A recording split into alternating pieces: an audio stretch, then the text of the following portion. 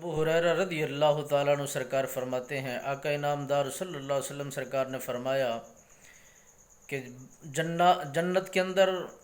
جایا کرو اور باغات میں کھایا پیا کرو۔ تو صحابہ کرام نے عرض کیا، آقا یا رسول اللہ صلی اللہ علیہ وسلم، جنت تو آگے کے منزل ہے، یہ دنیا کی کون سی جنت ہے؟ میرے آقا انعامدار صلی اللہ علیہ وسلم سرکار نے فرمایا، یہ جو اللہ کے گھر ہیں یہ جنت کے ٹکڑے ہیں،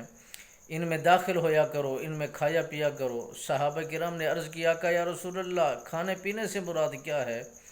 میرے آقا نامدار صلی اللہ علیہ وسلم سرکار نے فرمایا، اللہ کے گھروں میں داخل ہو کر وہاں بیٹھ کر پڑھا کرو سبحان اللہ والحمد للہ ولا الہ الا اللہ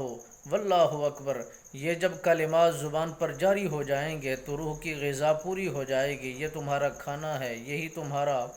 یہ پڑھنا تمہاری غذا ہے اور تمہارے لیے نجات کا سبب بن جائے گا۔ میرے آقا انعامدار صلی اللہ علیہ وسلم سرکار نے فرمایا، جب بندہ مسجد میں آنے جانے کا عادی ہو جائے تو اس کے ایمان کی گواہی دیا کرو اور زمانے کو بتایا کرو کہ یہ متقی بھی ہے، پرہیزگار بھی ہے، ایماندار بھی ہے، نمازی بھی ہے، اللہ کا محبوب بندہ بھی ہے، اس کو عادت ہے اللہ کے گھر میں جانے آنے کی۔ تو جب میرے آقا انعامدار صلی اللہ علیہ وسلم سرکار نے فرمایا، کسی مسلمان کو جب نماز پڑھتے ہوئے آتے جاتے دیکھا کرو یا اللہ کے گھر میں داخل ہوتے ہوئے دیکھا کرو تو اس کے ایمان کی گواہی ضرور دیا کرو۔ میرے آقا انعامدار صلی اللہ علیہ وسلم سرکار نے فرمایا، جب بندہ مومن نماز کا عادی بن جاتا ہے، اس کا چہرہ چمکنے لگ جاتا ہے،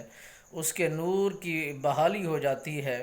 اور اس کی زبان کے اندر مٹھاس پیدا ہو جاتا ہے۔ جب یہ خصلتیں انسان کے اندر پائی جائیں تو وہ انسان قابل تعریف ہوتا ہے،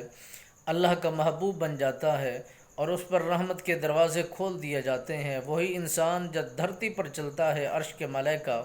اس کی نجات کے لیے، اس کی کامیابی کے لیے، اس کی راحت کے لیے، اسے سکون کے لیے بارگاہ خداوندی میں مطالبہ کرتے ہیں، مولا یہ تیرا بندہ تیری رضا کی خاطر تجھے راضی کرنے کے لیے صبح سویر اٹھ کر تیرے گھروں کی طرف روانہ ہوتا ہے۔ اندھیری چلتی ہو، بارش ہو رہی ہو، جتنا بھی دشواری کا سفر ہو، اندھیرا ہو، تب بھی یہ تیرے گھر میں جانے سے گریز نہیں کرتا، دل کھول کر جانے میں تکلیفیں اٹھا کر تیری بارگاہ میں پہنچتا ہے، وہاں گڑ گڑاتا ہے، توبہ استغفار کرتا ہے، اپنے فریضے کو، تیرے فریضہ جو اس پر تو نے لازم کیا ہے اس فریضے کی ادائیگی کو یقینی بنا کر تیرا قرض ادا کرتا ہے۔ مولا اسے ہر ہر قدم پر، ہر ہر چلنے پر یا الہی اسے نیکیاں بھی عطا فرما، اس کے درجات کی بلندی کا اعلان بھی فرما اور اسے صلح بھی فرما دیجئے، اس کے گناہوں سے درگزر بھی فرما دیجئے۔